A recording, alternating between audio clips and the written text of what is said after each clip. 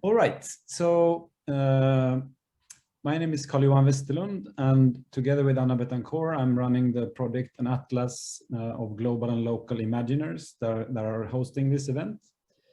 And An Atlas of Global and Local Imaginaries is a part of the Future School. That is a series of public events and discussions at the Korean Pavilion at the 17th International Architecture Biennale. Anna has unfortunately come down with a cold and lost her voice, so she could not join us, but I would like to, on both her and my behalf, to really warmly welcome you to Global and Local, a symposium to celebrate the launch of P.E.A.R Paper for Emerging Architectural Research, issue 8. So to start, I would like really to thank everyone involved, and especially Haewon Shin and the Future School team for giving us this opportunity. And of course, also all the P.E.A.R contributors and the P.E.A.R editorial team. So some practical issues. This session is being recorded, so and will be shown on the web page.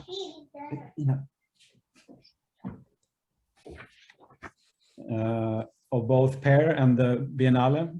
Sorry that my daughter is here. And in the roundtable, we will use.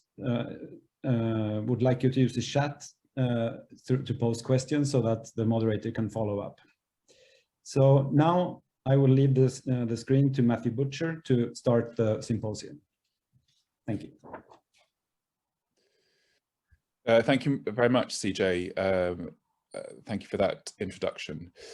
So I'm going to first do a short introduction to P.E.A.R, which is at the heart of this event. So I'm just showing my screen. There we go.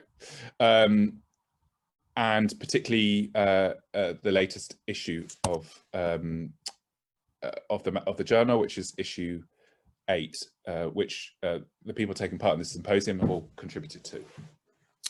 So P.E.A.R was a journal that was started in 2009 as a collaboration between myself, Rashid Ali, Julian Kruger, Megan O'Shea, and graphic designer Avni Patel.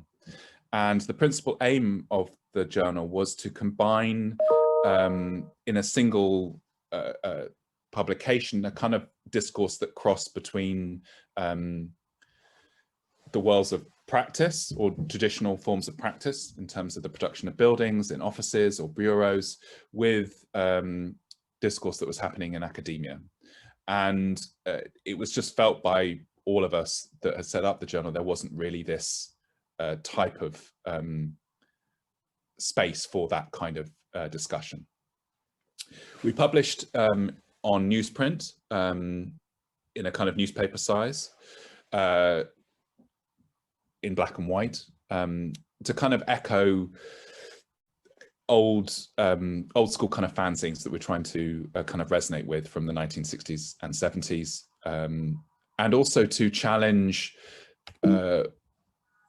what we saw as the increasing hegemony of online journals, architectural journals and blogs such as Decay. And we wanted to kind of reiterate or take things almost nostalgically back to the idea of publication as an artifact and an event. One of the things we were fascinated by within the production of the newsprint was the idea that every issue and every single print in that issue had its own kind of identity, even if that was the printing of a black in a slightly different way. And also what was critical within that was that if you had the paper and you left it in the sun in a particular way, it would mark and record that event. So the idea of temporality and materiality of that publication was critical to it. We were also interested in the physicality of engaged people's physicality with the publication itself. This was photographs by an artist by Karen Rugaba, who did a series of photographs of Istanbul. This was our Istanbul issue. And what was important for her was the fact that you had to turn the journal to look at it So you were physically engaging with it. As I said, we were also able to publish kind of lithographic prints at a kind of scale, which was kind of important. That was something that was again against the idea of looking at very tiny images on a computer screen, that actually you physically engage with a drawing or an image, and actually could move your own physical body in relationship to it to look at its detail. We've also recently published a book, a compendium of a lot of the work that was produced as part of the publication over the last 10 years. And this has been published by UCL Press and is actually published on open access. It's available to view online. As also part of this publication, we asked some of the protagonists that were involved quite early on and throughout the first 10 years of the journal to kind of revisit certain works and to adapt them to kind of 21st century contexts. A lot of that challenge meant that we got a lot of new work, really exciting work, but then really interesting ideas of reflection on time and the passing of time by some contributors. Jane Rendell's essay is a interesting reference point back to the article she allowed us to publish, which actually would previously published 5 years previous to that. So it's in the spirit of P.E.A.R, there's a kind of knowingness and an idea to engage in a self-awareness of what is being produced as part of each publication we produce. It's a page from Yoye Manolouopoulou's submission for the book, which was looking at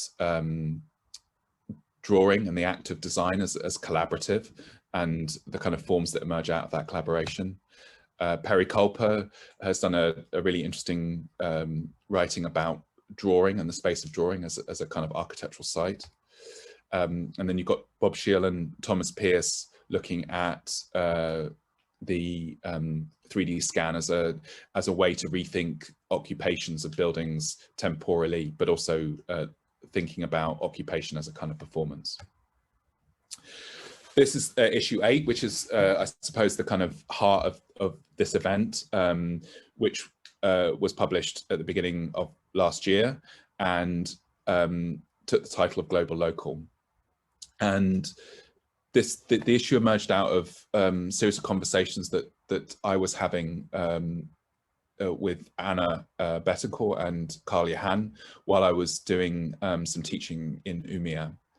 And what was fascinating for me in terms of the kind of starting point for the journal was to pick up on, I think, a body of research that they had developed over a numerous years that they were now applying to their master's program in UMIA.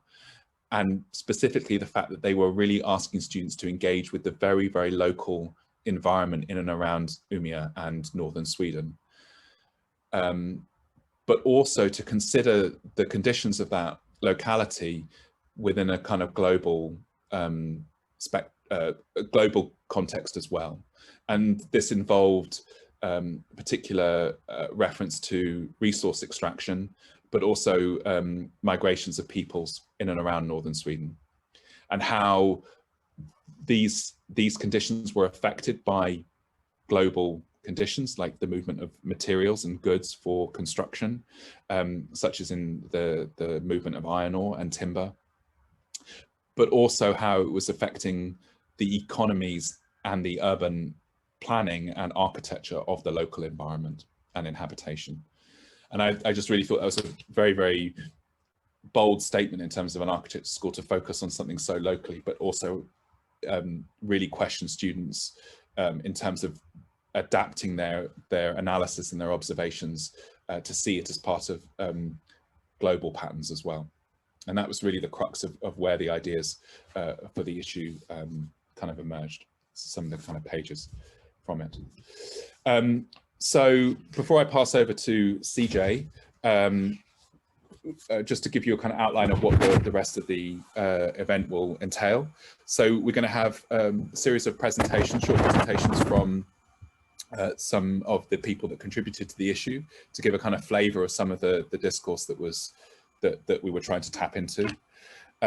So presenting this evening, we have Shahed Salim, who is a practicing architect and a design studio leader at the University of Westminster School of Architecture and an honorary research fellow at the Bartlett School of Architecture, UCL. His research and practice interests are in the architecture of migrant and post-migrant communities, and in particular their relationship to notions of heritage, belonging, and nationhood. We also have Heidi Svenningsson-Kacheta, I haven't pronounced that correctly, who is currently a postdoc at Newcastle University and University of Copenhagen. And our practice-based research exists within the emerging field of ethnographic architecture and explores the intersection of architectural practice, lived experiences, and building codes. And Heidi has also taught extensively in various architecture schools in Denmark, UK, and Sweden.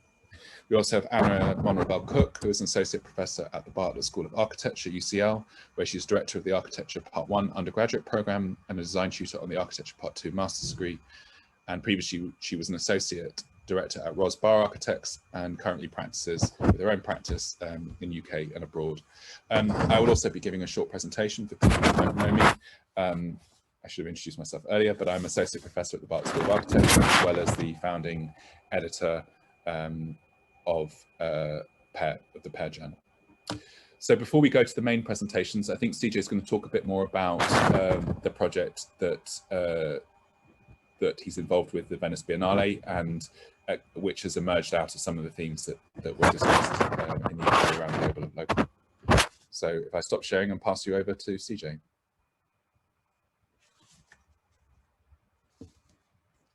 Thank you.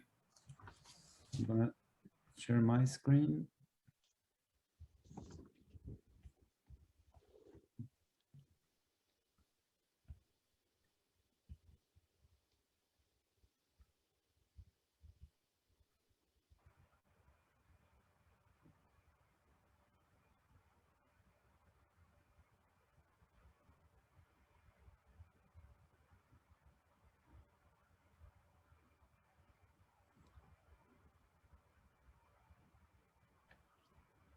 Working? Great.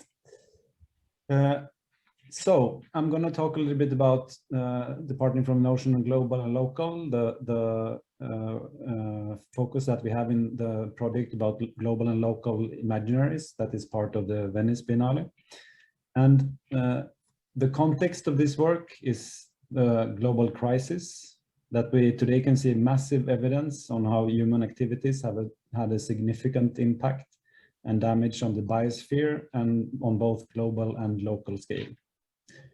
And that the rapid urbanization of the 20th century and its related extraction of resources had led to an uncontrollable situation with a large impact on the environment and its ability to sustain itself. In the last quarter of a century, the global economy has doubled in size, and increased consumption has caused a degradation of an estimated 60% of the world's ecosystems. And the natural disasters of recent years, the threat of water shortage, rising sea levels, increasing pollution, and the dependency on finite natural resources further illustrates the urgency for questioning the current models of urban and rural development.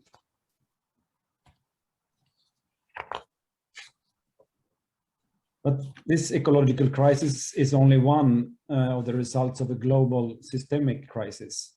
Uneven global and local development, increasing inequalities and living conditions, displacement and migration. It is therefore of an importance of understanding the connection between the climate crisis and global capitalism. The prevailing global models of urban generation transform local urban areas by a process of gentrification, privatization, dislocation of local communities, increasing segregation, and uneven urban and social development. Thus, there is an urgency to address and expand the debate on sustainability and urban development to focus on issues of local, social, and cultural representation. The responses and reactions by local initiatives to this crisis contribute to a larger movement that suggests tactics and ways to create change to common global issues.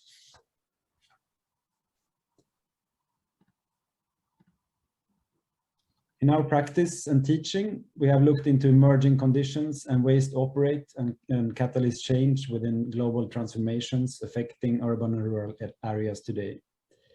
Mapping, analyzing, and understanding responses and tactics to global crisis in a local context in order to construct alternative scenarios and other models of development. How do we imagine alternative futures and develop spatial practices for socio-ecological urban and rural development beyond the idea of an endless growth?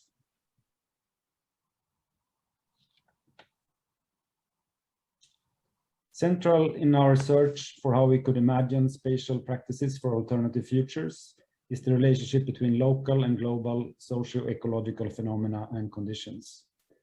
Our point of departure is an understanding on how global phenomena and forces affect and resonate in local conditions, and how local tactics could inform and make impact on global phenomena.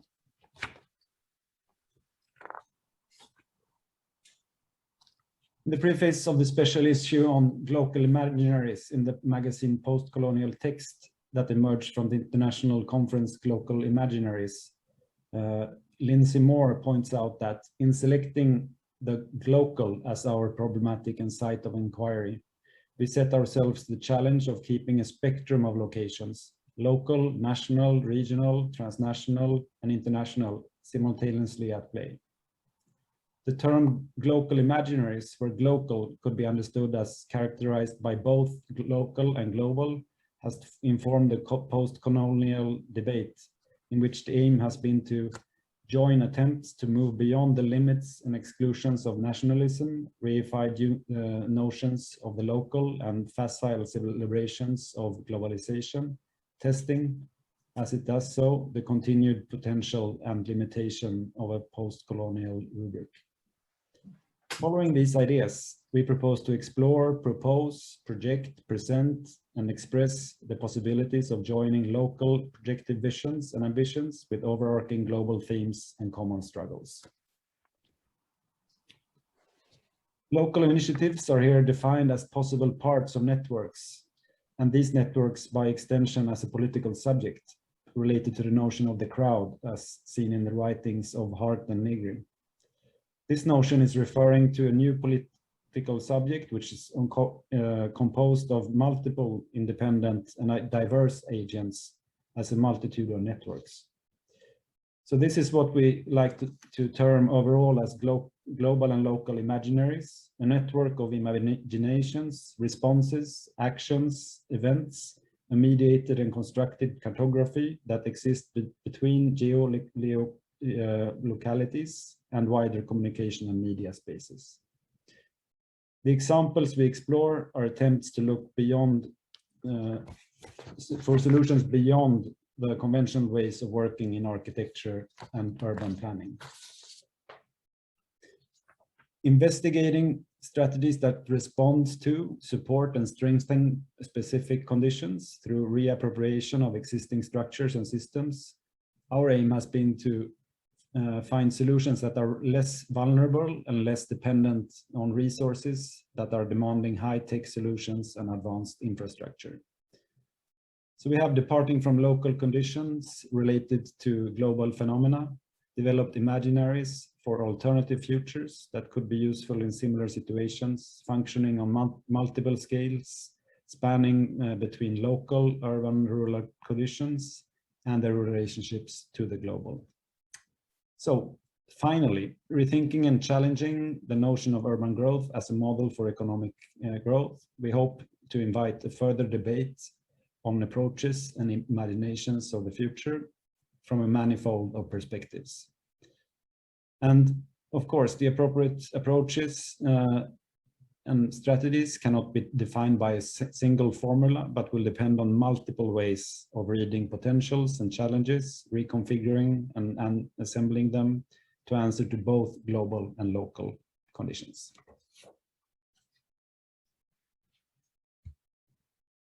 Thank you. So I will stop sharing and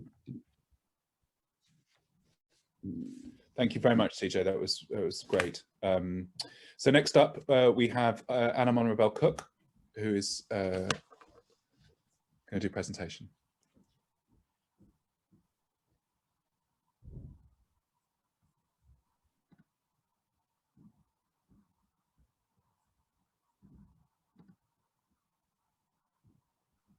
Sorry. There we go. Can you see that full screen?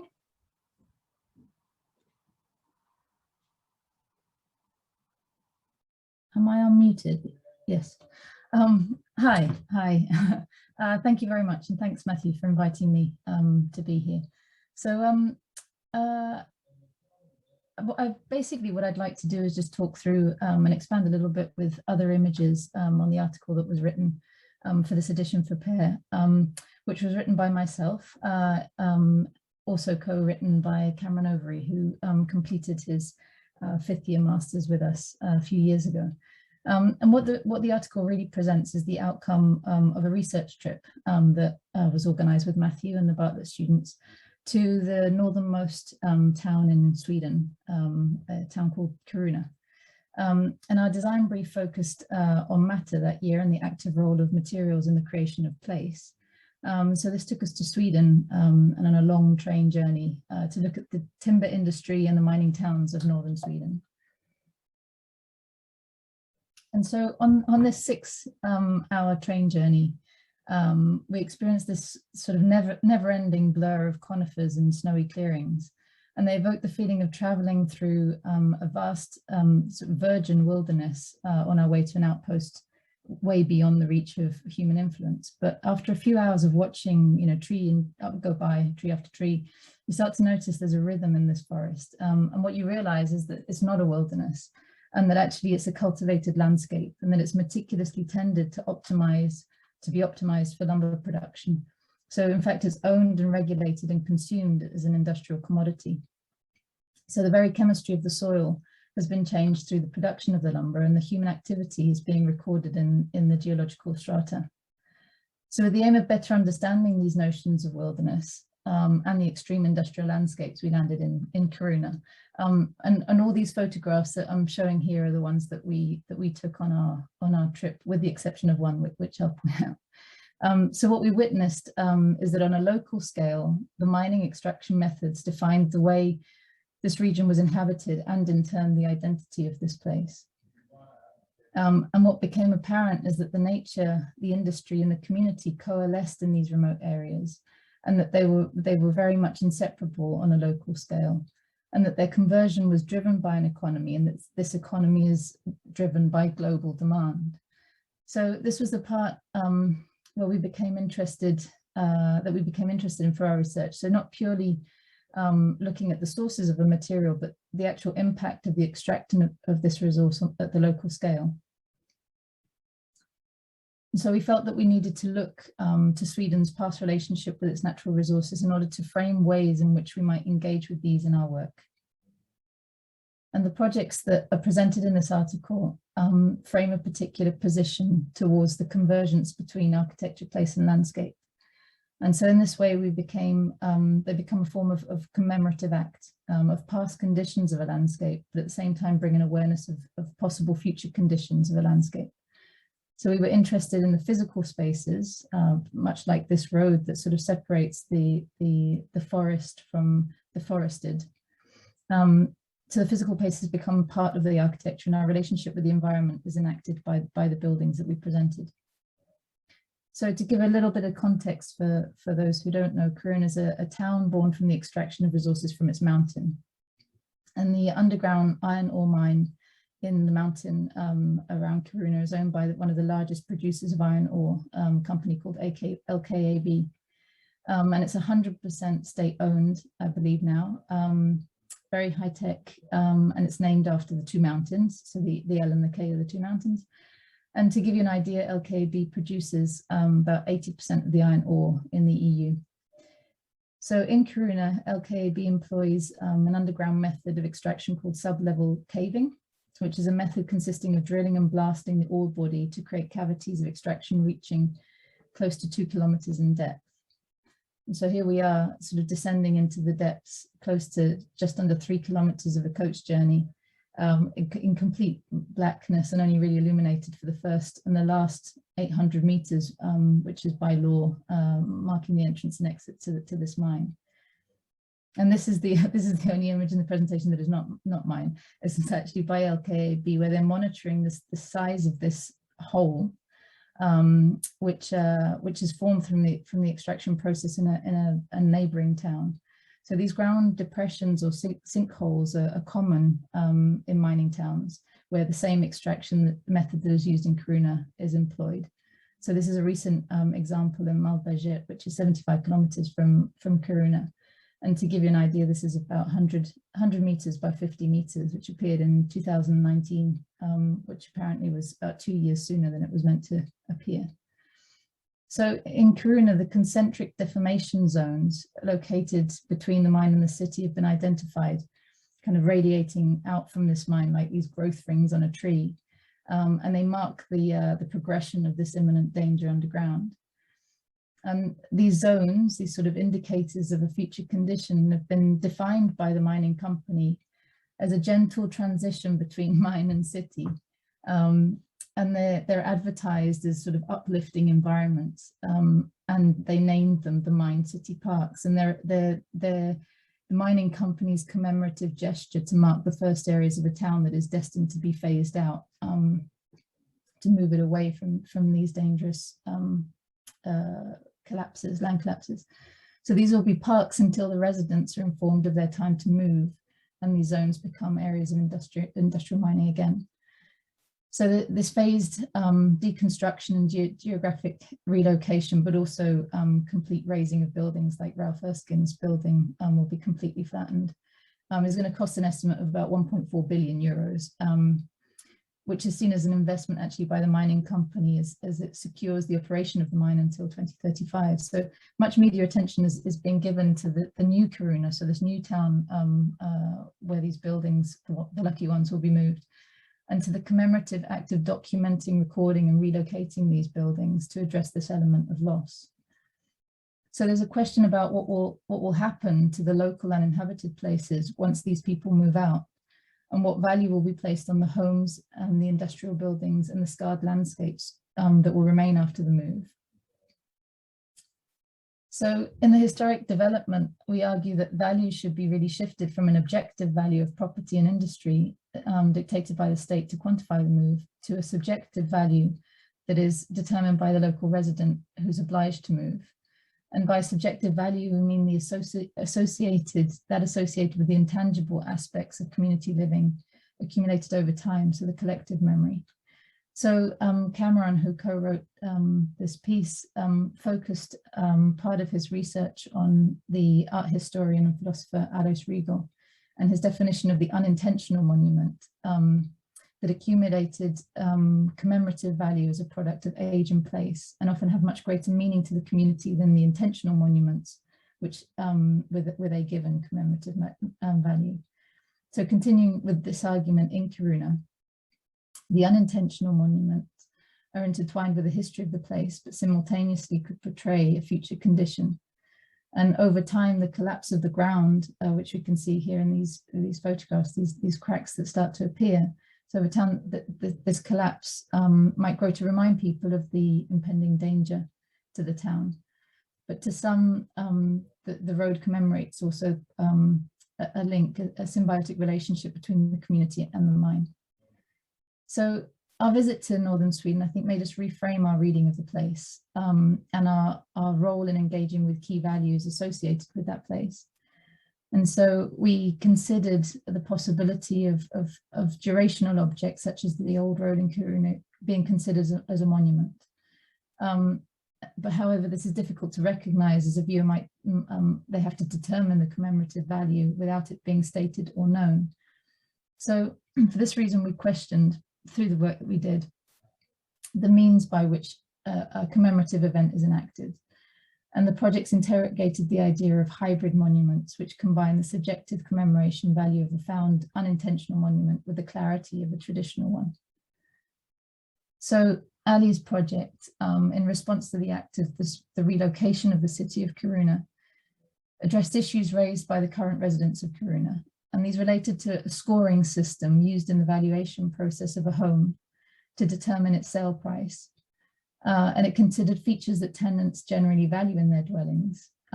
So the reductive approach, focuses on the objective value of a property, but it doesn't consider the subjective value. attributed to a home by the resident. And residents also raised a concern, the general existential fear driven by the loss of identity associated with the enforced move to completely new constructed town. So the project proposes an infrastructural framework for the moving of the city. And this framework addresses notions of home and identity and challenges the blanket housing typologies that were tabled as the master plan for New Kiruna. And it proposes an architecture of sharing and adaptation, variation, and a democratic design, while still keeping the ideas of ownership, identity, and consequence. So the use of this domestic node, which is a building component that marks and celebrates the position of each new home, suggests there could be a framework that accelerates the recovery of an identity lost in the process of displacement. And each component encourages a layering of commemorative events of day-to-day living onto the architectural fabric of the home, with the aim of recording the use and occupation of space over time. So in response to ideas of preservation and expansion of Norrland's traditional building typologies, Dimitar tested the development of a new architectural language. And he proposed techniques of building with rammed earth to create this tapestry of disjunction, material texture and layering of memory and culture set into a building fabric. And this new language is seen as a Swedish antiphony, an architecture of collision seeking to disrupt the ongoing use of prefabricated and mass-produced buildings as the default building typology in Sweden. And it's read as a memorial to Sweden's past and to the evolution of a typology that embodies the history of a place. And then Alex's work was an inquiry into repetitive patterns of the cultivated forest and our engagement with the environment as a resource and the meaning of wilderness. So he interrogated the notion of taskscape, which is understood as the accumulation of related activities, and the landscape, which is the accumulation of related features through his architecture. So the project for a rural retreat in Decay proposes a field condition in which three protagonists of the Swedish forest taskscape, so the logger, the tourist, and the reindeer, are brought together in the densely populated forests of spruce trees. And the project heightens the memory of the place for each of these characters by proposing a series of enclosures and viewing devices that generate subtle visual gains. So the retreat is a choreographed experience for each protagonist that relates to their unique way of engaging with the forest. So the logger looks to the forest for extraction, the tourist for distraction, and the reindeer as a path for migration. So each in turn is exposed to moments of reflection which attempt to tease out their particular interaction with the landscape, which for each of them over time starts to fall unnoticed through overexposure to the same repetitive feature and the same repetitive task. And then Gigi's project proposed, in contrast to this, an architecture of chemical decay. So the project proposes a purification plant on the northwest side of the Kiruna mountain, outside of the area that's been affected by the urban transformation. And the waste from the adjacent lake is purified through this building as a theatrical act of consciousness of the byproduct of mining. And this purification process marks the ground, raising the awareness of the scarred landscapes created by the Anthropocene. And the vernacular Swedish Falu red, which is a byproduct of the mines in Falun, would be replaced over time with a new array of pigments. And so to finish with Cameron's project, so we return to the forest. And this project looks at examples of capitalist consequences on rural communities applied to the production of lumber in Norrland. And one particular example is the boundary between the cultivated forest and the old growth forest, controlled through a specific set of laws and forestry regulations that dictate the form and the qualities of the landscape from afar. And so the project titled The Policy of Place, Cameron explores the alternative approach to the legislative procedure and questions the relationship between the place and the environmental policy making. So while the vast majority of Sweden's natural resources are located in the north, in Norrland, the government bodies making those decisions reside in Stockholm in the south. So this system has historically resulted in the idea that there exists a colonization of the north by the south. So the project is a proposal for a deliberation space for the Swedish Parliament at the boundary of the forest cultivation. And the spatial typologies memorialize these political acts that created them and are viewed as unintentional monuments, widening the definition of monument to include human manipulation of the forest. And the proposal combines these found spaces with built intentional monuments to create the basis for a new parliamentary deliberation site. However, the static nature of these forms is questioned as they're blended with the dynamic and organic language of the forest. And architectural elements are transplanted again into the forest, reinserting the place policy is made into the context that it affects. And the project is presented as a triptych of alternate futures where hybrid monuments simultaneously commemorate past forest policy decisions, but they also embody future conditions of the forest that these decisions embody. Thanks very much.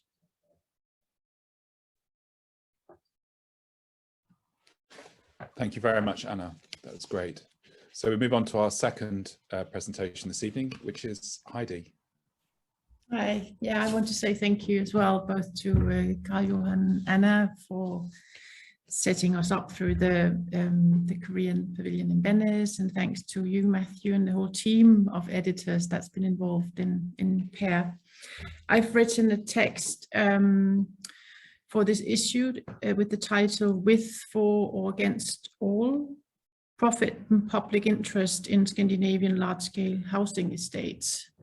So I'm in Copenhagen now. I'm Danish, and I've done work in the southern part of Sweden and in Denmark. So we're sort of moving geographically to the very south. And I'm going to read an abbreviated version of my article in P.E.A.R, in which I'm going to talk about interests, including globalized economics and demographics, involved in the transformation of socially, of both social and public housing estates.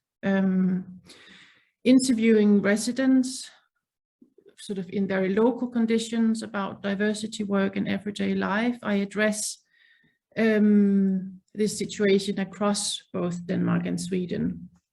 And I'm going to start with a quote from a Mr. M, who's sitting in his kitchen in one of these sort of large-scale housing estates in southern Sweden. He said, "When it was owned by MKB, the Municipal Housing Association, we had 11 rooms spread out over Lindingen and loads of activities: table tennis, billiards, a photography club, joinery, youth workshop, model railway, a fishing club. It was the sort of thing that we should have available for the young people today." MKB sold Lindingen in 1987. That was when all the hobby activities stopped. They sold Lindingen to a company. Then that company went bankrupt. It was Statshypotek and Stena Finans. To make their money back, they split the flats between them. Statshypotek sold theirs later to, among others, a Danish property investor. He bought that whole part for 317 Swedish crowns, and then half a year later sold it for 434 millions. So that was a good profit. Then it was sold again and once again.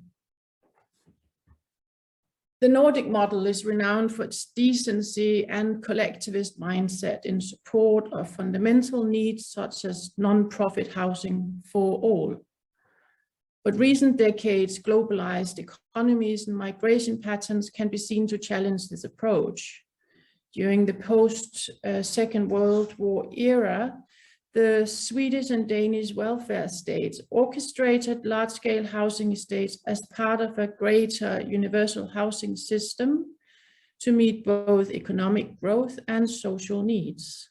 Building construction was industrialized, rationalized during this period, and companies established then have since prospered into globalized businesses. However, the social ideals of this post-war housing staled. Mr. M, that I quote above, is a long-term resident in Lindingen on the outskirts of Malmö, one of the so-called million program housing estates. He describes how profit speculation over the years has come to work against the estate's community spaces. First imagined for the social good of all, the estates are increasingly reported as cause of segregation.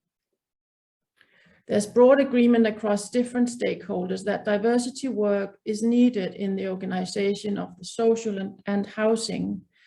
New infrastructural links, new housing typologies, etc., are seen to connect and mix the estates with the surrounding cities. It is, however, less obvious how such physical diversification addresses the troublesome needs arising from increasing inequalities at the heart of segregation issues. To question these relationships, I look to Sarah Ahmed's reanimation of diversity work.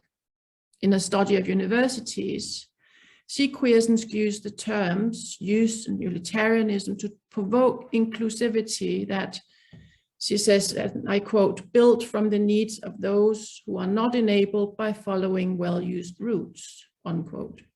Ahmed introduces the notion of queer use, understood as something used by someone for whom it was not intended.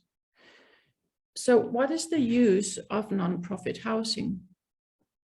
In Sweden, a spiral of stigma, deregulation and privatization has contributed to dismantling the once idealized housing estates and welfare for all. But recent scholarship has revealed how private investors again today reinvest in the social potential offered by the planning of this multi-family housing. After decades of deregulation, after decades of deregulating the socioeconomic ties of housing, concepts such as long-term affordability, sustainability, and social capital are made popular in dialogues with both municipalities and residents. However, private companies now limit access to their housing on terms of tenants' income, employment, and so on. The new notions of welfare, this time for profit, are not for all. In the Danish context, the nationwide organization of the non-profit housing sector has historically worked for universalist ends that are now challenged by anti-segregation strategies such as the action plan at Denmark without parallel societies, no ghettos in 2030. Sorry, it's entitled One Denmark Without Parallel Societies, No Ghettos in 2030.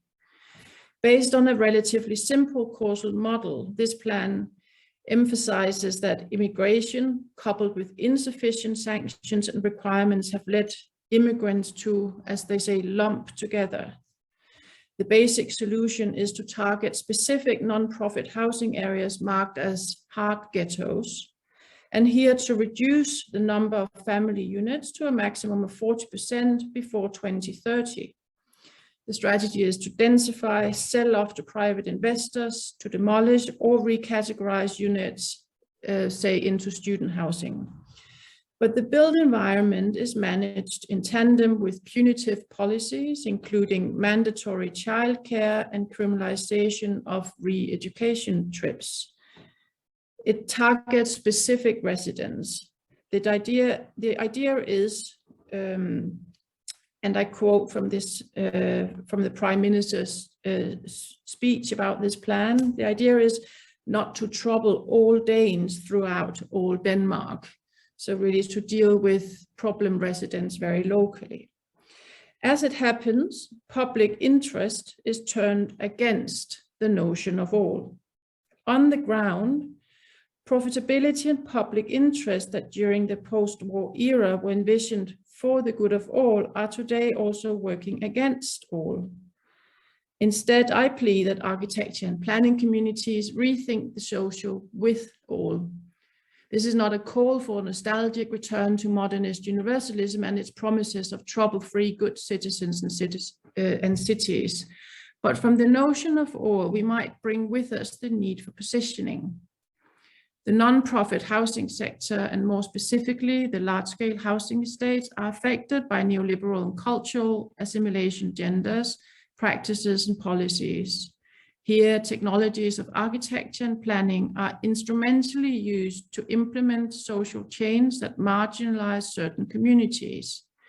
Following Ahmed's thinking, the role assigned to architects and planners can be an opening to do diversity work, to rethink agendas already given, to rewrite briefs already written, or reimagine representative forms already imagined. Ahmed writes, quote, "For past use not to be exhaustive, we have work to do, the work of enabling a tool to be used for other purposes." In architecture and planning, such a what if is an expertise already in place. The urban forms of post-war mass housing have often been causally linked to social problems. But this urban form is also already flexible, and it's been skewed over time. This form loosely fits neoliberal profit speculation, for-profit and non-profit affordable housing, and it fits residents' own reproductions of space. There are obvious choices to be made. From the ground, I urge the architectural and planning communities to dare engage in diversity work with all. Thank you. Thank you, Heidi. That was really great. Thank you very much. So now we're going to move on to our third speaker, which is me. I also would like to thank CJ and Anna for engaging with the collaboration on the issue of P.E.A.R, and to thank all of the contributors to this event and also to the journal. It was a really fantastic publication to work on. I didn't contribute to the issue with my own work, but I will be contributing this evening because I think there was a kind of self-interest in the exploration of the issue and its reflection, or allowing me to reflect on my own work, and looking at my own work in this context is also proving quite an interesting framework for me to rethink the nature of my design, which is kind of what I've done for this presentation. So if I share my screen,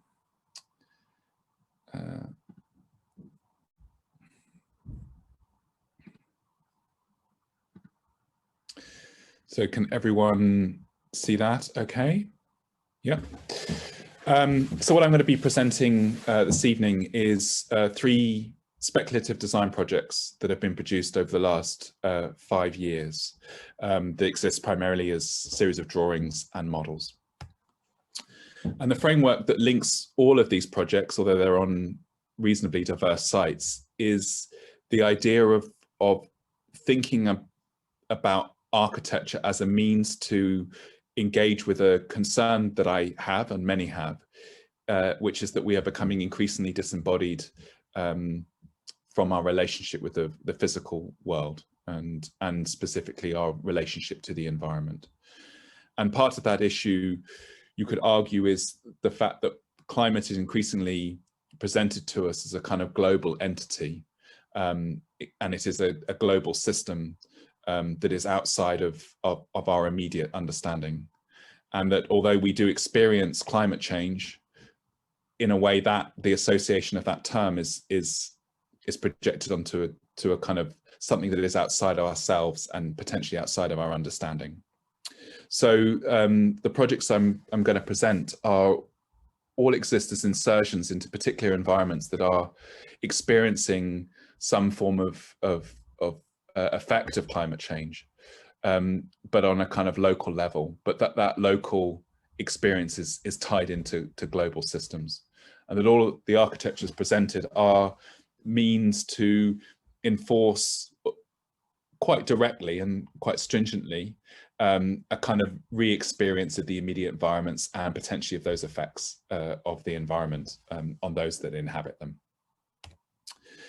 It's also partly driven by a concern that there is increasingly a emphasis in architecture on the idea of mediating the effects of climate change and architecture's effect on it through a very controlled internal environment that our buildings must have, And although these are very noble desires within increasing regulation to mediate heat loss and cooling through increased forms of insulation, but also of climate control, these tend to remove us as occupiers and our experience of the environment to a kind of enforced regulatory temperature and constant state of internal environment that we experience, that we don't, you know, in these highly machined buildings that are extremely efficient, we become outside of that control system. We really no longer get to feel cold or warm when these conditions exist outside. And also increasingly within European legislation, there is a desire to even have the internal environment control of buildings mediated by computer systems that potentially are not even located in the building that we are occupying, but in cities and towns that are elsewhere. Again, removing our agency or our ability to engage with a fluctuating environment, which I feel is at the heart, one of the kind of hearts of our current climate crisis. Kind of running in tandem with this is also the concern that where we do experience extreme effects of climate change, such as on our coastlines and rising sea levels, we are turning to advanced technologies to protect us from these threats and to prevent our engagement with them or understanding of them, while also in the construction of these defences and these mediation methods, there is the requirement of vast amounts of resources, both to construct and run, which is built into a kind of cyclical system of something that is of a system which is causing or affecting climate change in the first place. So in response to this, these three architectures will seek to re-engage a physical understanding of the environment through occupation, but also through the performance of the architecture in relationship to the environments they are sited. So the first of these is the Silt House, which is sited in the Thames Estuary in a location of a place called Cliff, which is in the northern Kent border with the estuary. The proposition exists in a landscape where the flood wall has been breached and the land is flooded with the rise and fall of the tide of the Thames and the seasonal shifts in tidal patterns of the North Sea and also of the estuary. The building sits on the mudflat and it doesn't float. It allows the water to wash over it and around it. Its internal landscape or internal floor plan is a physical and almost permanent mirror of the undulations in the mudflat outside of it and the tidal patterns that are imprinted onto this mudflat.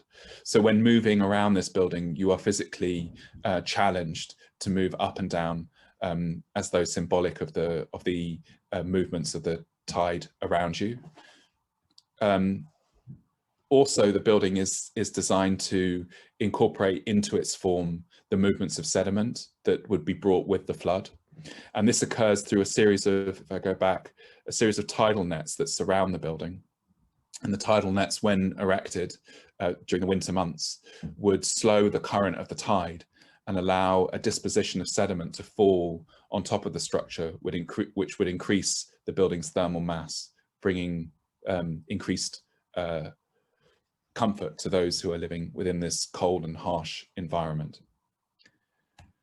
Also within those living in the building, there is the ability to monitor this disposition, the sediment disposition, as a kind of measure of the potential increased rates of flooding.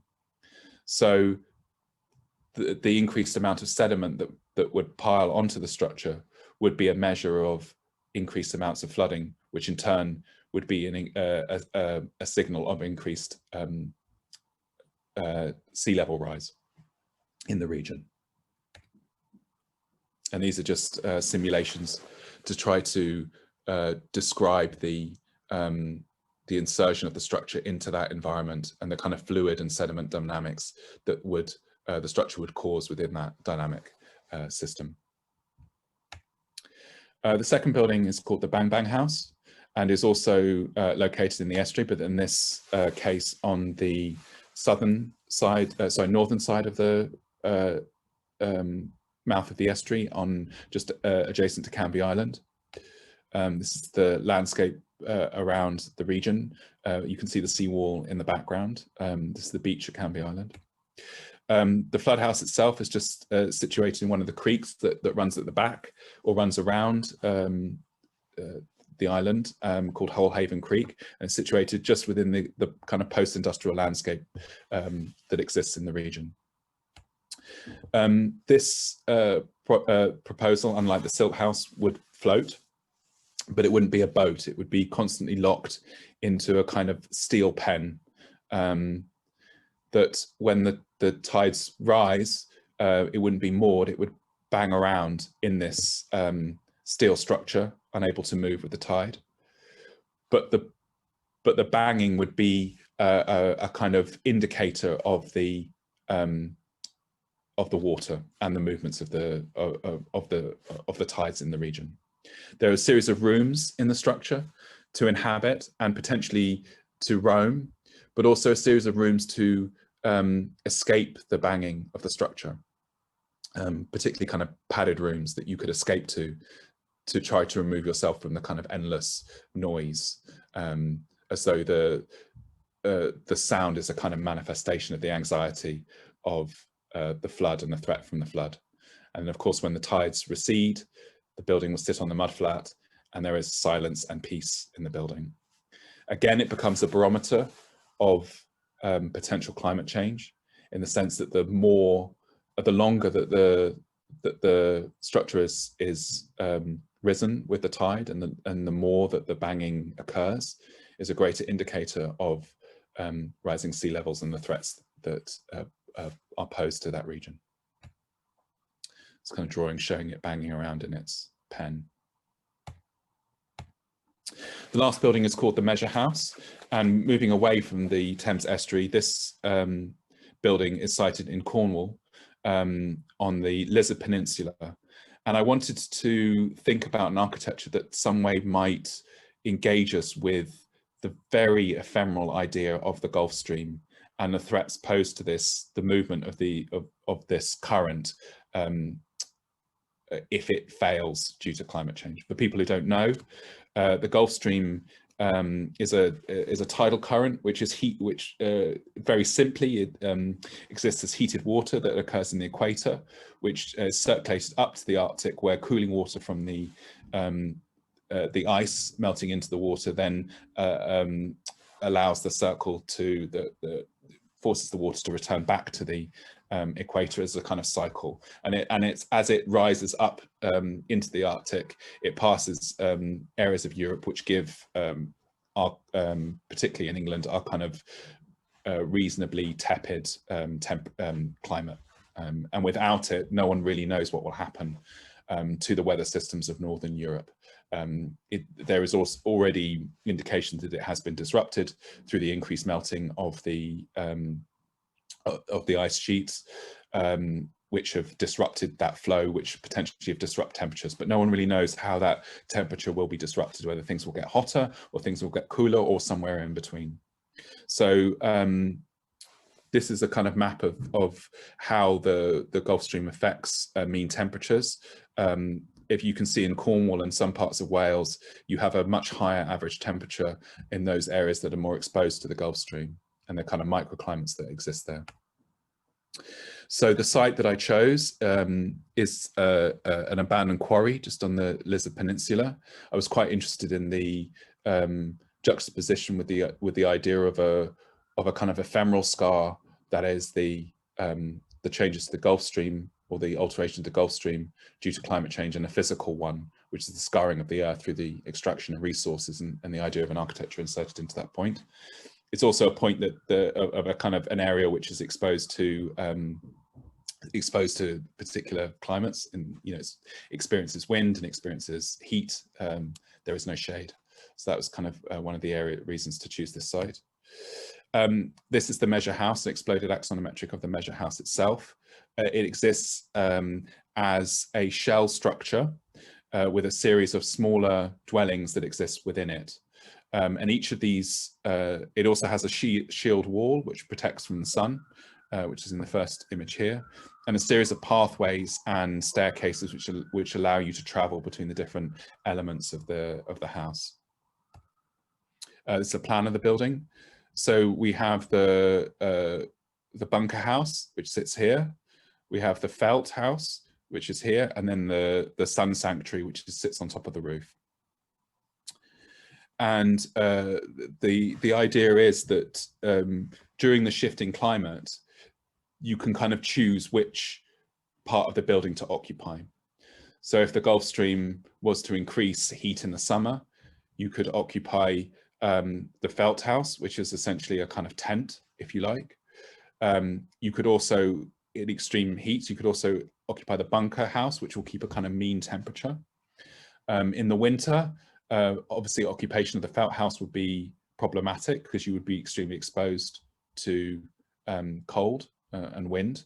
So you would have to occupy the bunker house, but the bunker house never gives you particular warmth. There is no heating beyond a small fire to kind of engage you with the changes in the temperature. Also integral to the house is that as you choose which part of the house that you have to move to, there is a quite elaborate series of staircases and pathways that you physically have to negotiate, which is a kind of another way of kind of reminding anyone who occupies this of the change in temperature and the change of climate as you move from one part of the house to the other. Also, part of the project was a series of simulations through different parts of the year that you would actually start to understand the areas of the building that you could occupy during those conditions.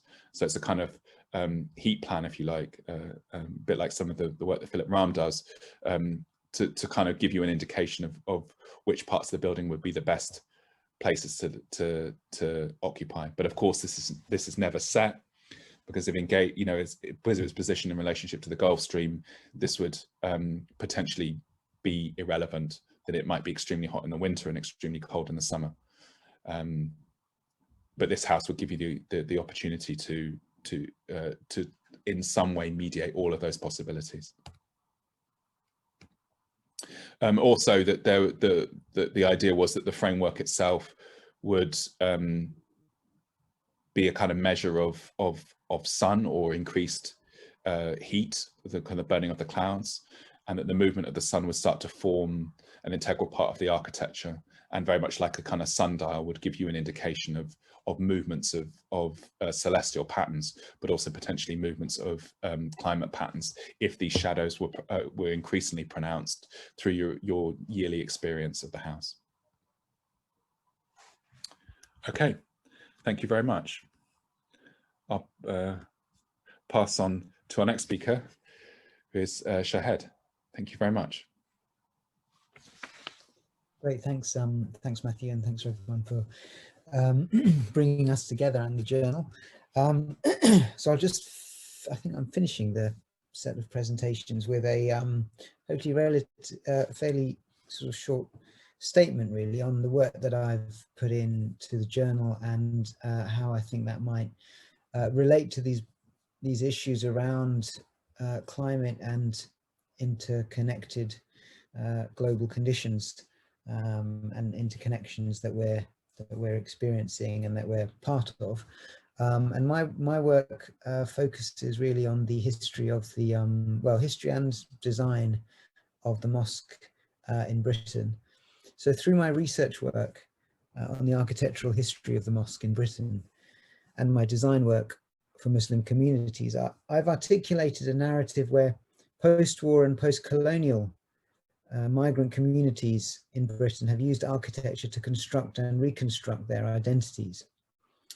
These identities, which are social, cultural, religious, and psychic, have been disrupted or fragmented or destroyed through the colonial experience and the attendant process of migration and relocation. The act of building has, for these communities, been a way of drawing on their global experiences, connections, and visual and cultural references, and using these to articulate their selfhood as different from that which the colonial hegemony imposes on them. The mosque, therefore, within this frame of understanding, is an act that resists assimilation and thus colonial erasure. I believe that following the summer of 2020, there is a broader and more general recognition and acceptance of the interconnectedness between colonization and race, capital, and climate.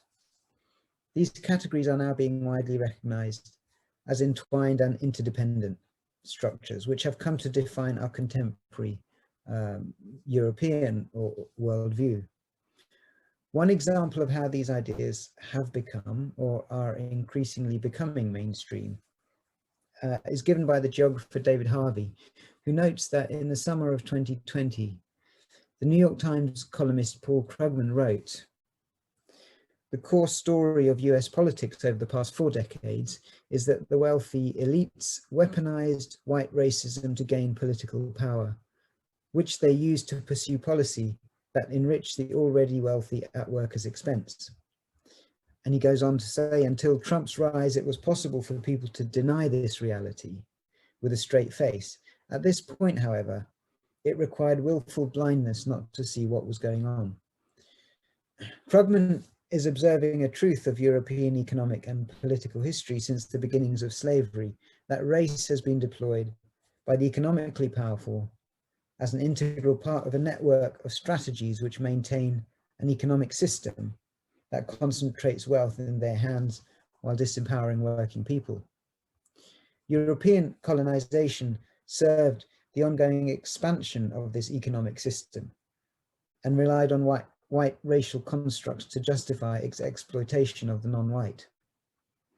The colonial project was extractive, culturally, historically, physically. At its heart was and is the expropriation of land and the extraction of resources from it. It framed the non-European as the inferior other to the ideal of whiteness and all that it entailed. This project created the European homeland. Architecture and landscapes across Britain were shaped by the proceeds of colonization and slavery. Indeed, the National Trust report into the connection between its properties and slavery and colonialism acknowledged that, and I quote, "The practice of enslaving African people was a fundamental part of the British economy in the late 17th, 18th and early 19th centuries." The report recognizes such architecture as the country house, for example, as and I quote, "a dynamic site in which global and national histories played out in a local setting." It was the wealth from slavery and colonization that funded such places, spaces and collections. And there was a complex set of transnational influences that lay behind the design of buildings, gardens and parklands. Indeed, there was at play a constellation of dynamic processes by which British built environments absorbed and reflected global material cultures. This global interconnectedness can be seen, for example, in Penrhyn Castle in North Wales. Built in 1820, it sits in what is described as a slave landscape, made up of the family's plantation wealth plus compensation received when slavery was abolished, and is a vast estate with houses, pubs, roads, railways, chapels and schools, as well as draining farmland and industrializing the family's slate quarry. So whilst the historic built environment from the 18th century is embedded in the racialized global histories of slavery and colonization, it is now being more widely recognized that this has created the infrastructure for our present economic system that continues to be extractive and expansive, prioritizing growth as its defining principle. The climate emergency has shown this economic system of continuous growth to be unsustainable and indeed to have brought us to the brink of climate collapse. The centrality of the consumer of cheap products and labor are being questioned in the West with concepts such as degrowth and anti-work. I believe that through the wider recognition, and it's a belief and a hope really, that through the wider recognition and critique of the interconnectedness between colonial history, race, economy, and climate, there is the potential for new forms of intertwined and interconnected histories that might genuinely disrupt a European order founded on slavery and colonization that has shaped the context, the condition that we have right now, which we're all discussing or interrogating in various ways. Thanks very much.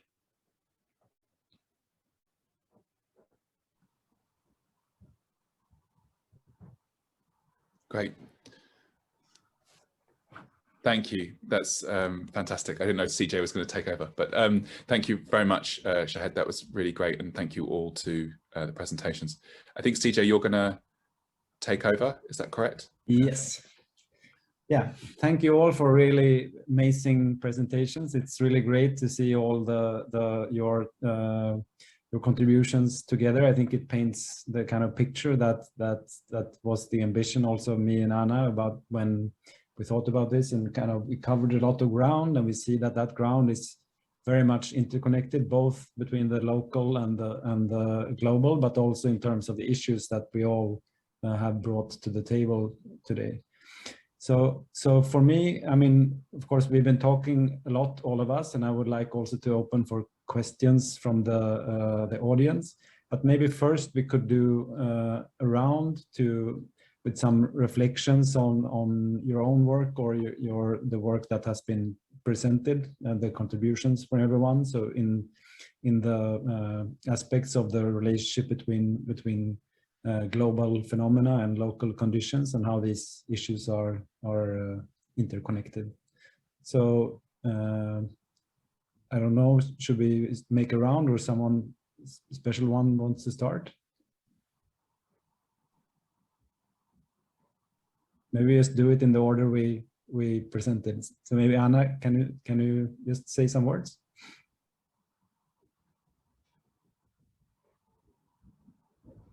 Put me on the spot.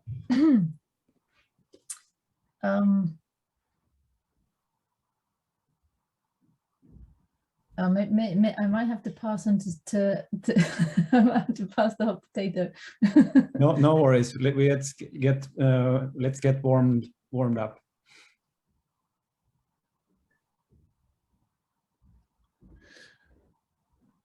Matthew? Yeah, I mean, maybe I can say something. I think that maybe this is quite maybe my work has quite a romantic bent in it, in the sense that in a way I've been trying to deal with the kind of ultimate local, which is the physical experience of our interaction, you know, with our climate as a kind of starting point, as a kind of return to a datum. And I think that even within my other work, it's also about the idea of trying to even put meaning and emphasis onto our everyday actions. And as designers, the action of drawing, or the action of even starting to intervene into a site, having a kind of potential effect. And I think that the Silt House for me is potentially a metaphor for all of that. I mean, I see all these architectures as kind of bodies anyway. They're all quite anthropomorphic in the way they look. But the positioning of the Silt House into the river and its effect in the Silt House as a kind of metaphor for our own interactions in the world, that you know, our slightest movements or our slightest changes have effects. And I think this is something that I'm trying to get to the core to, that we do have a responsibility to things, and that starts with everyday actions and everyday interactions, and as architects to consider the effect of the things that we put in the world and understand that they have magnitudes of effects, whether that's to do with climate or whether it's to do with social interactions or political interactions. And that's really what I think at the core of what I'm trying to do, is to emphasize that. I ask then, Matthew, as you were all talking, I was writing down sort of you know, in a way, questions for all of you and thoughts that kind of resonate in my mind. But since you started, maybe I could, I'm sort of interested in how these sort of local, very localized, body-centered environments that you've designed, have you thought about how they,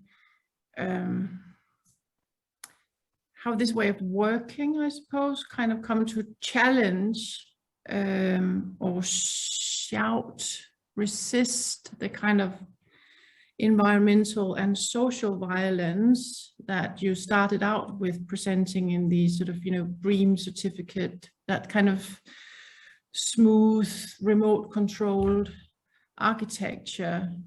I mean, there seems to be like for me, there's a kind of massive gap between the national sort of production of architecture that happened in the post-war era that I'm talking about, and the kind of globalized industry with even less players, I suppose, that we see today, and these kind of BREEAM certificates that are kind of, you know, making universal globalized standards for our bodies' well-being.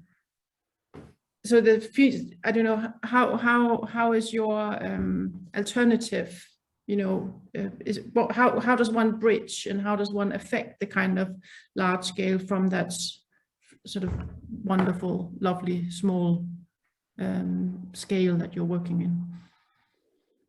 Yeah, I mean, the drawings or the work that I do are provocations. I mean, I think that they're not, you know, they're not systems that I ever want to be something that can be rolled out. And I think maybe this is something that it gets to the core of my belief, is that architects have a tendency to present manifestos that are universal, and I think that's the kind of leftover from modernity or modernism. The idea that you can provide a system and that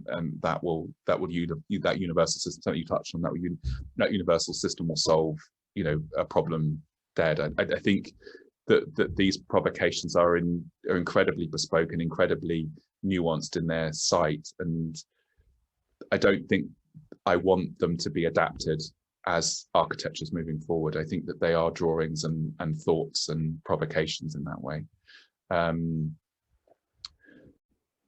I think that there are people that are bridging that gap at the moment, who I personally am very interested in. I mean, I think material cultures are certainly a practice based in England that are doing things that, in a way, in a very interesting way, to force, you know, to bridge this idea between a product that's produced and an experience of something, and a material experience of something, and and to understand that the process in which that material system has you know, what system that has arrived has come from, you know, as opposed to you know, essentially, you know, the fact that most of these products that systems like BREEAM are recommending are ultimately produced as part of the petrochemical industry. I mean, there is something quite scary about that. And then also the idea of, you know, that even within this, the kind of liberal moves that you have with the Biden administration and their talks of economies driven, you know, green economies, that it is based upon technologies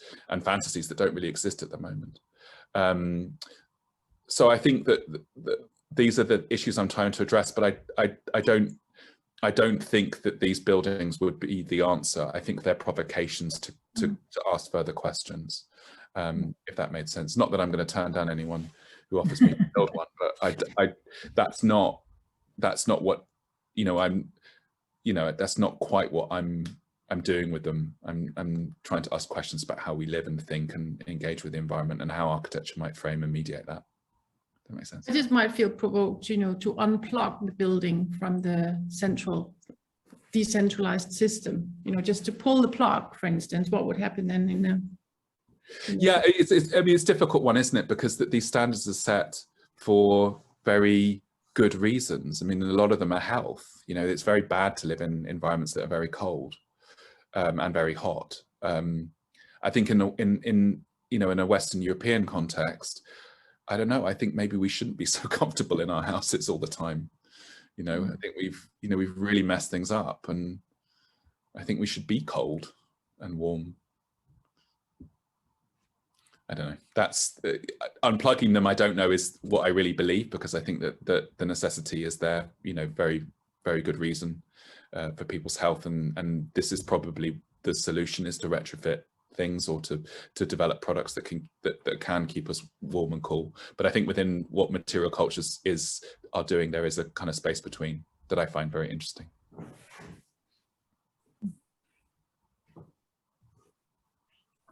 Matthew, do you think that there is an opportunity, maybe within your work, to think about the idea of nomadic living? So I was just sort of thinking in the context of Kiruna, where the sort of displacement is lifting people from their home, from, you know, the place that has been their home for all their lives, and placing them into another home because they have not much choice. But I mean, I think that we talked about at the time with Ali's project, whether there's an opportunity when there is that sort of upheaval to not necessarily think about the home as a single permanent, you know, you're not linked to a particular place, as it were, that there might be stages of your life, so more movement, I suppose. Do you think that might relate in some way to this idea of, I suppose, like your measure house, where you move on a small scale between different spaces, that on a much larger scale?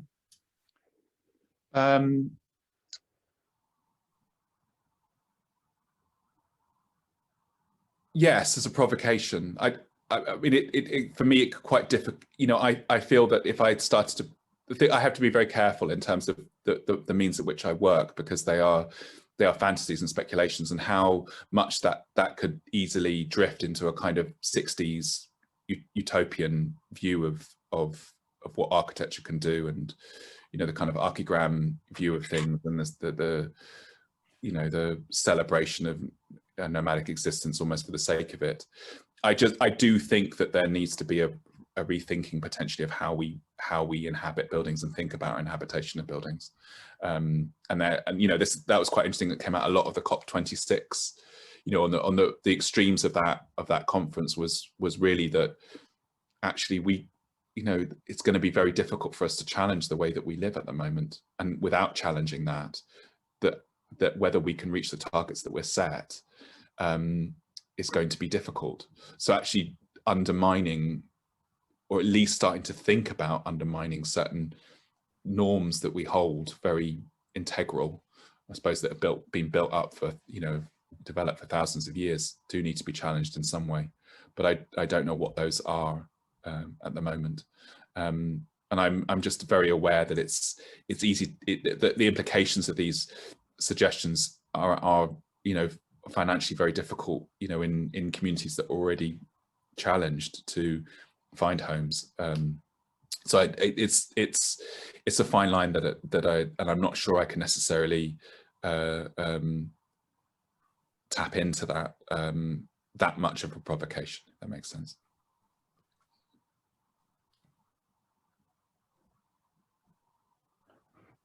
Yeah, I suppose my so the question that sort of goes around in my mind at the moment, and watching the presentations as well, and partly thinking also about picking up on the points that you raised, Matthew, in terms of whether enough changes can be made, is the relationship between how we talk about climate now and these kind of wider, sort of longer histories of coloniality and economy, and whether we, because it does seem like, also looking at kind of COP, it does seem like you know, it's the people who are kind of suffering most at the moment, not to say that others aren't going to suffer, are those in the kind of, you know, global south. And it's the sort of former colonies and former colonized who are bearing the brunt of what the kind of European nations have spearheaded. And what I wonder is whether there is benefit in thinking in those terms. You know, does it help us, or is it about is it about a kind of wider contextualization or understanding, or does it actually, is there any way that kind of like helps address or deal with the sort of circumstances? I mean, I suppose the kind of cultures of growth that we have, this kind of continuous, the economies which are based on continuous growth and expansion, could perhaps be termed as originating in colonial modalities, and whether it helps to reframe, whether thinking about it from a colonial perspective helps to start to reframe those assumptions that we maybe sort of live with, which are that we should, like you're saying, we should be able to have, you know, our climate's completely controlled, but that comes at a cost. But you know, so you could say, well, maybe we shouldn't need to have our climate completely controlled, because that comes from an assumption that we can completely control our environment, which comes from assumption that we can, you know, control and own the rest of the world. So I sort of wonder, I mean, I don't know fully how all of these interconnections work, but I kind of wonder about them at the moment.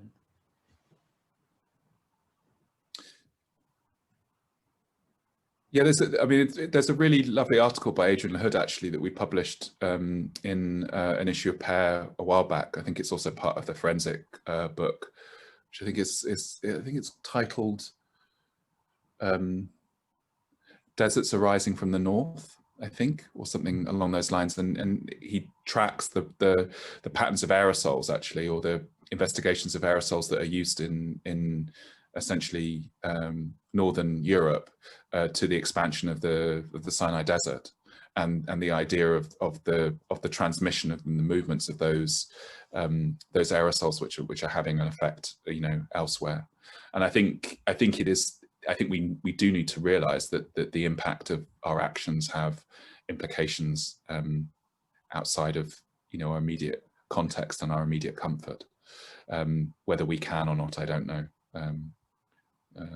But I hope that we can. And I think understanding of, maybe this is the point of the global local, is that the understanding of the immediate context but its relationships with other systems. And that's not a kind of globalism. It's not about a kind of uniformity. It's just about an appreciation that there are instances that occur in one place that have an effect in others. Is something that I think we you know, going back to the you know, the main theme of the issue, and also of the you know, what Anna and CJ are doing, is I think it is an integral means that we potentially have to readjust our thinking. I think it's also with this relationship between the local and the global. I mean, I'm sort of working with ethnographic methods and microhistories, and I think it would be interesting to talk about design in a way as a kind of, you know, as a micro practice, where large scale issues are always involved. So the way we kind of think about and take responsibility, I suppose, for the large scale consequences and systems that the local design act is part of. I think with Shahid, what you're talking about in this sort of with the mosques, these DIY practices as a way of resisting assimilation. I mean, it's a very concrete example of a thing put into place that actually intervenes with global capital,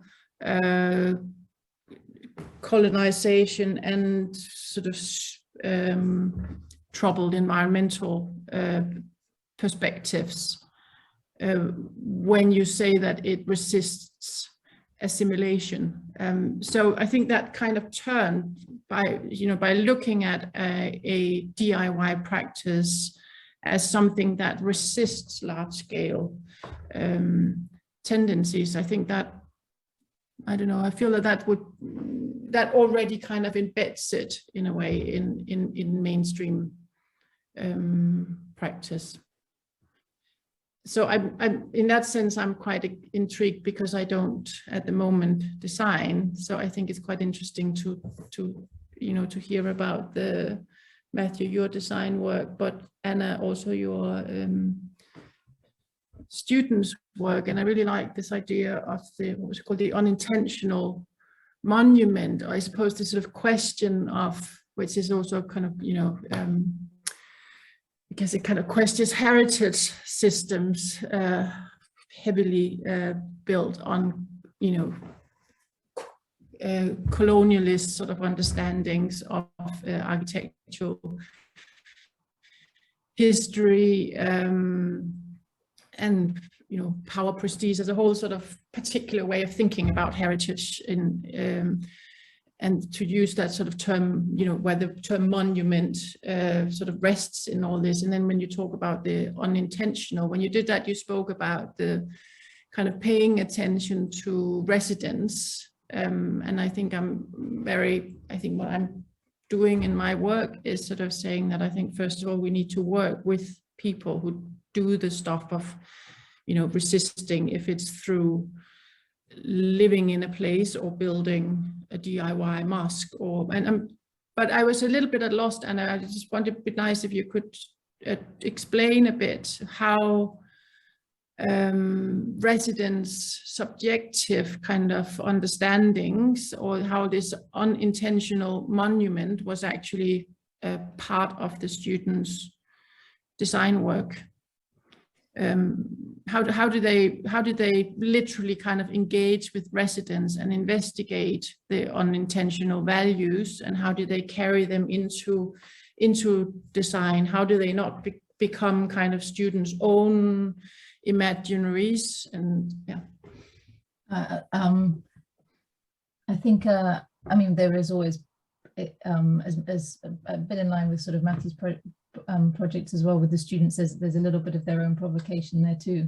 I think the one project that we talked about, which was Ali's project, he dealt directly with this idea of the home and the value attributed to a home, and it was in relation to sort of the assessment of value and the system that is in place currently to assess the value of a place. And there was a series of articles that he used as part of his research, and then he reached out when we were there to residents to sort of just gain first experience of their experience of the process of moving, and somebody coming into their home, which effectively will have no value really because it's in a dangerous zone, but having a value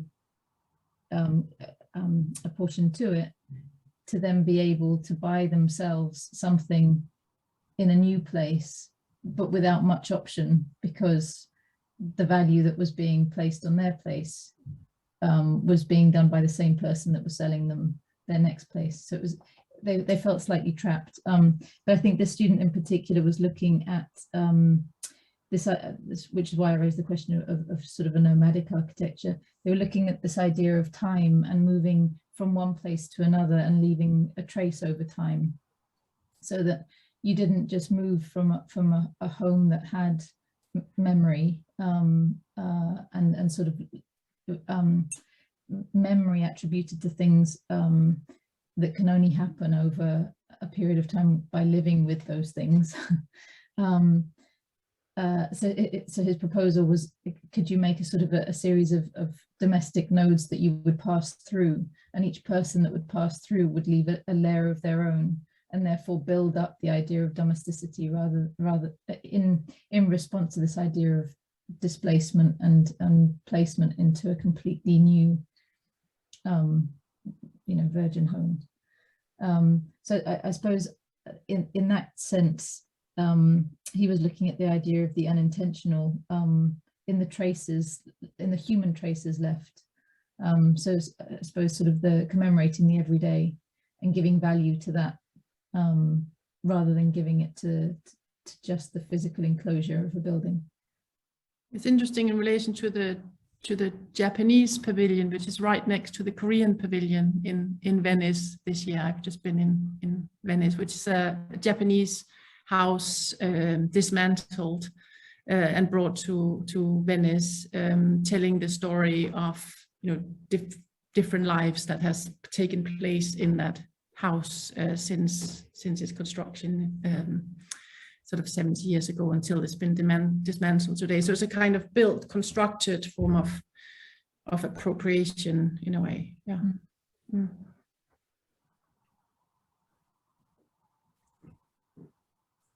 Great.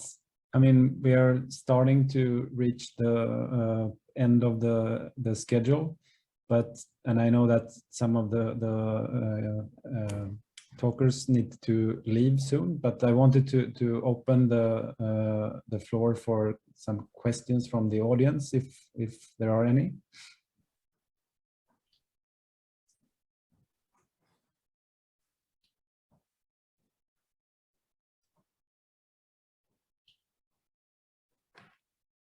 Maybe not. So, I mean, I don't know if anyone if I interrupted some line of thoughts of anyone, and if there is anything else you want to bring up in this discussion. No, I just want to say thank you again. First of all to CJ and Anna, unfortunately can't be with us, for helping set up the issue, and then also taking it into this event into the Venice Biennale. But also I'd really like to thank all the contributors again to the issue. It's a great document. I'm very, very proud of it within our canon of issues of P.E.A.R. I think it's a substantial piece of work, and hopefully helping the journal move on to its next life away from the newsprint. Yes, we really hope and look forward to that, definitely. And I also want to say really big thank you to all the four of you. It's been really inspiring to see you in the same on the same screen, describing the interest that you have. That also is so much. I mean, I'm very happy to have the four of you and listen to you. So then again, I would really like to thank Hye-Won Shin and the Future School team for having us here, and of course all of the P.E.A.R contributors and the whole editorial team that made this fantastic issue happen. So with that, I think we are done for tonight. Thank you very much, CJ. Cool. Thank you. Thank you. Thanks, CJ. Thanks, Matthew. Thank you very much. Thank you. Have a good evening. You too. You too.